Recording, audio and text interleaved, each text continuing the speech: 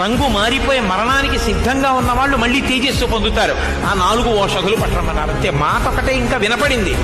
మహానుభావుడు ఎగిరి త్రికూటాచలం మీదకి వెళ్ళి అక్కడి నుంచి మలయ పర్వతం మీదకి ఎగిరి, మలయ పర్వతం మించి ఒక్కసారి ఆ పర్వత శిఖరములు కిందపడిపోయేటట్టుగా ఎగిరి ఆకాశ మార్గంలో వెళ్ళి కైలాస పర్వతం దగ్గరికి వెళ్ళిపోయారంతే. కైలాస పర్వతానికి పక్కన ఉన్నటువంటి కాంచన పర్వతానికి, వృషభ పర్వతానికి మధ్యలో ఉన్న ఓషధీ పర్వతం దగ్గరికి వెళ్ళారు. వెళ్ళి ఆ ఓషధుల్ని వెతుకుతుంటే ఈ ఓషధులు పట్టికెడిపోతాడేమోనని అవి తమ తేజస్సుని ఉపసంహారం చేసి దాక్కున్నాయి.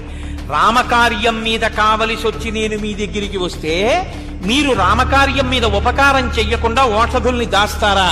ఉండండి, మీ పని చెప్తానన్న. రామకార్యం మీద ఉపకారం చెయ్యని మీ బ్రతుకెందుకని ఆ పర్వత శిఖరాన్ని తన వేళ్లతో పెళ్లగించి చేత్తో పట్టుకుని అంతే వేగంతో జాంబవంతుడు ఎలా చెప్పాడో అలా మళ్ళీ కన్ను మూసి కన్ను తెరిచేటప్పటికి ఆకాశ మార్గంలో గరుత్మంతుడుస్తున్నాడా అన్నట్టుగా ఆ సంజీవని పర్వతాన్ని తీసుకొచ్చి ఆ ఓషధీ పర్వతాన్ని ఆ యుద్ధ భూమిలో దింపారు.